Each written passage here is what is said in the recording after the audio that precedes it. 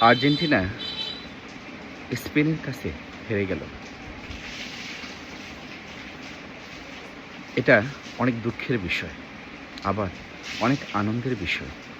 কারণ আর্জেন্টিনা একটু একটু করে ফাইনালে এসে তারপর হেরে গেল। কিন্তু হলুদিয়া পাখি ব্রাজিল অন্যান্য দল ছিল যারা অনেক আগেই দল থেকে বাদ পড়ে গেছে। সে জায়গায় আর্জেন্টিনার জন্য দুঃখজনক না, আনন্দজনক বিষয়টা। যদিও বিশ্বকাপ ফুটবল আমাদের মাঝ থেকে চলে গেল, কিন্তু আমাদের মধ্যে যে তুচ্ছ তাচ্ছিল্য, একে অপরের প্রতি সম্মান নষ্ট করা, সম্পর্ক নষ্ট করা, এগুলো যেন কখনোই না হয়। আর্জেন্টিনার জন্য একটু খারাপ লাগবে, এটাই স্বাভাবিক। কারণ মেসি দল থেকে এখন রিটায়ারমেন্ট হবে।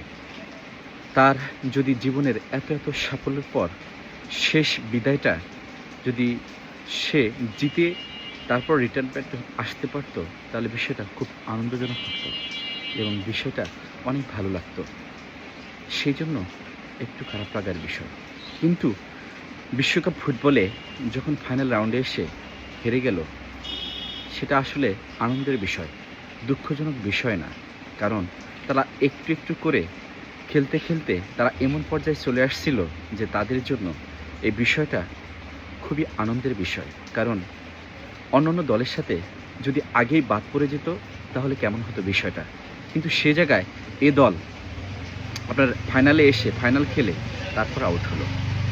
যাই হোক, বিশ্বকাপ আমাদের মাঝ থেকে চলে গেল, মেসি আমাদের কাছ থেকে বিদায় নিল। আমাদের মনে রাখতে হবে, খেলা আমাদের ভালো লাগার বিষয়। আমাদের মধ্যে যেন সম্পর্ক ঠিক থাকে এবং একে অপরের প্রতি সম্মান ঠিক থাকে। তুচ্ছ তাচ্ছিল্য থেকে দূরে থাকবেন।